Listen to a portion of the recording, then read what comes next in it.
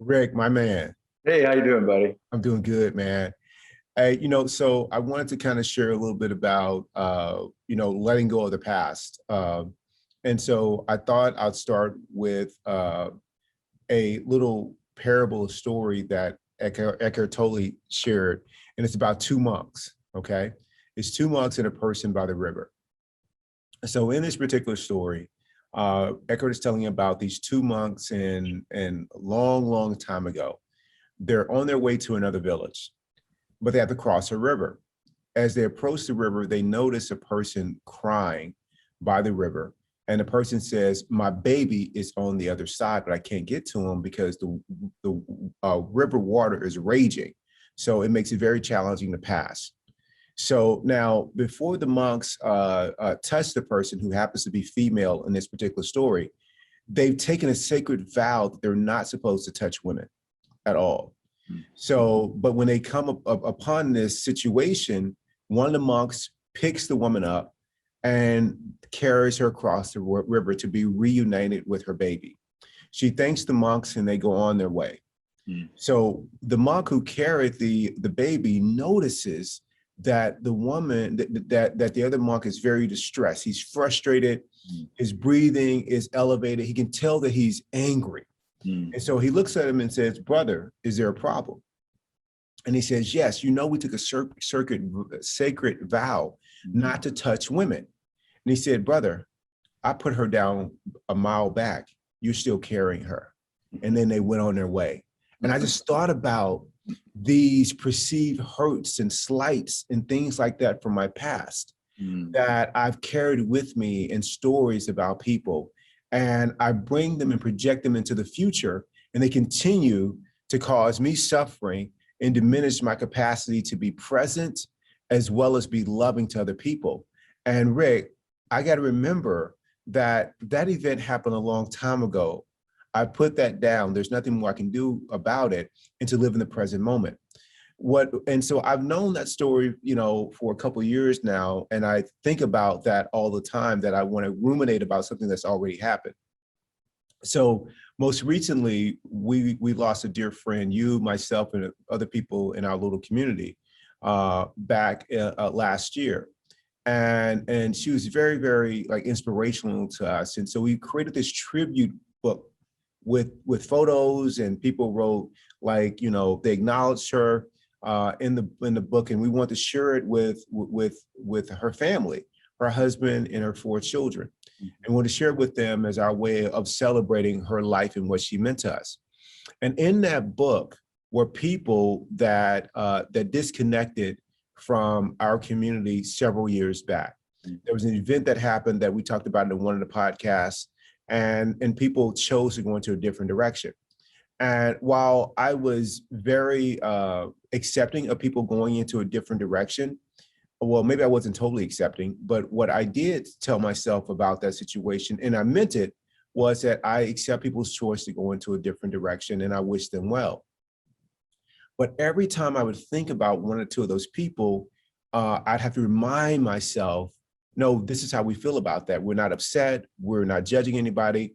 I almost remind myself about being my best self in when I reflect upon that situation. And so there's a small bit of that I was still carrying with me into the present moment. And what I did was I redoubled, so to speak, my commitment to let go of that from the past and really, truly, fully, be accepting and loving to everybody who was during that time, during that period. So now when I flip through the book, because we kept a couple here to celebrate her, all I do, man, is I just see love in every face that was there. And I'm glad they had that shared time with her, that she was able to contribute to their life. They were able to contribute to hers. And so when I think what's really can be a good test for all of us to see how much we've actually accepted and the present moment, or accepted, people making a different choice than what we would have liked them to make.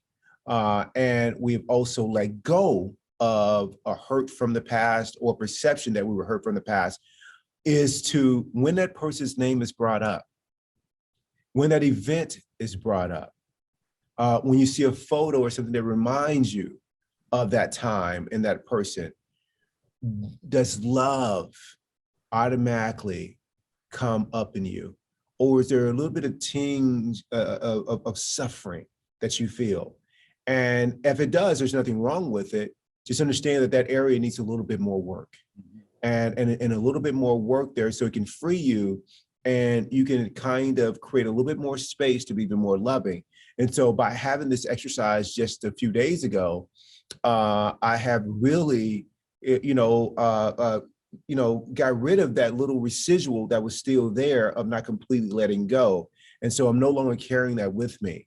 And Great. every once in a while, I'll run into someone who was back during that period, who was pretty opinionated in either their behavior or their actual words about some events that happened 6 years ago. And they are just as loving and as gracious, like nothing ever happened. And that's often the case. You know, other people show up and they're like, that was no big deal to me. I let it go. But you've been carrying it your whole life. One of my friends, her parents got divorced 40 years ago. The spouse has moved on, has another family, but the other spouse is still like carrying that divorce that ended 40 years ago. That still is the story of their lives. And I'm choosing not to live that way, man. So I think the story of the two monks is really really informative, man. It can be really inspiring about, you know, how to let go and really move forward in life in a loving way. Yeah, I think it's a great story, Keith. Thanks for sharing it. Tolle brings up some amazing stories, doesn't he, when he's talking about points to illustrate those points. That's a good one. I think we're in the same area of forgiveness, and the concept being letting go is applicable in the forgiveness area as well, because the process by which you carry hurts you. The fact that you're loaded up with energy from things that happened years ago that can't be changed, can't be undone, can't be rewound. That energy is heavy for those things. And if you can't let it go, it'll continue to occupy a great deal of space in your life. And so the idea of letting it go like the monk did, and the idea of forgiving, like we talked about in other podcasts, is very similar. And, you know, as a practical matter, life is too short. You know, even if you're 20 years old, you know, it's like that. It's this much time. It's nothing. You put your head down, you're in your habits, and then you get the lump and off you go. So it's one of those things that you have to decide. I'm going to give circumstances and heaviness in my life the kind of weight that I want to give it, not what the circumstance wants to give to me.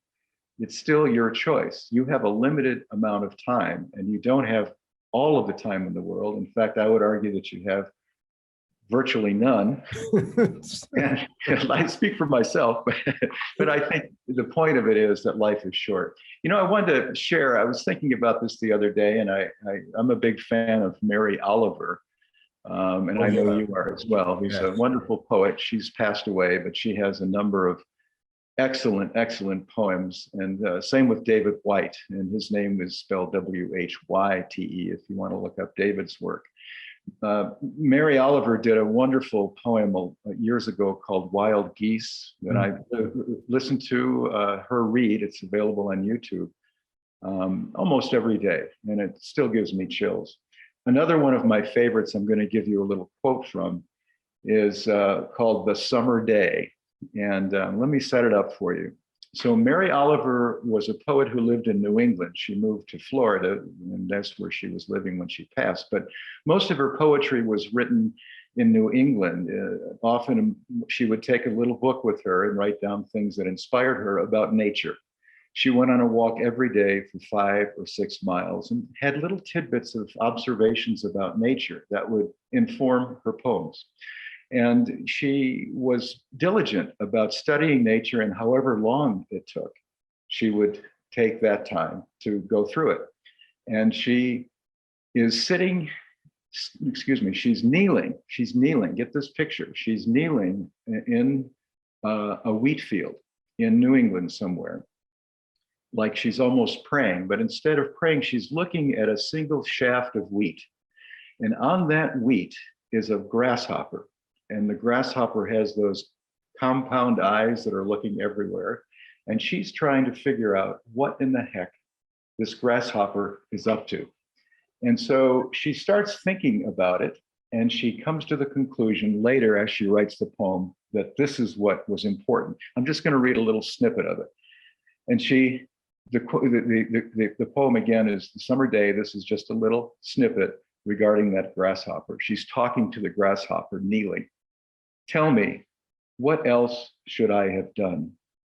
Tell me, what else should I have done?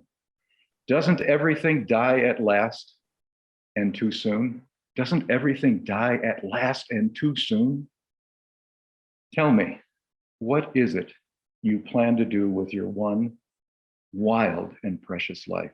Tell me, what is it you plan to do with your one wild and precious life? Man, that's the question, right? It's up to you, man. Your call. There it is, man. Wow. You know what? I'm gonna let it go, man. I'm gonna let it go like the two monks, man. I mean, like the monk who let it go, you know, and the other one who had to be reminded to let it go. That's how I'm gonna live my life, man.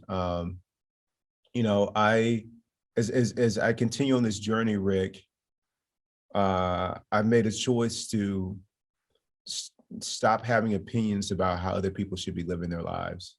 You know, I'm just going to accept however they choose to live it, let them live it, you know. Hopefully I can just continue to stay on the path and be loving and to be kind and to serve. And maybe that will inspire others to do the same. I know people have really done it for me. But yeah, man, what will you do with your wild, precious life? Wow, man. Woo. Thanks, Rick. I appreciate you, man. That's it, man. She's powerful. That's it. That's it. That's your question, man. So I love you, man. I love you, Keith. Hey, thanks for including me. I appreciate it. Always, always.